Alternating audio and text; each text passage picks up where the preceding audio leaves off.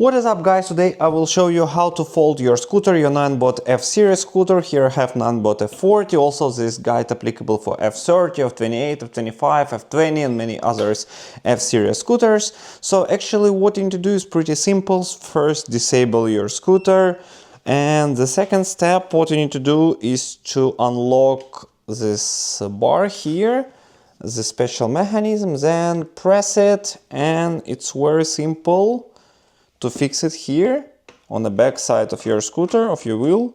Okay, it's fixed now.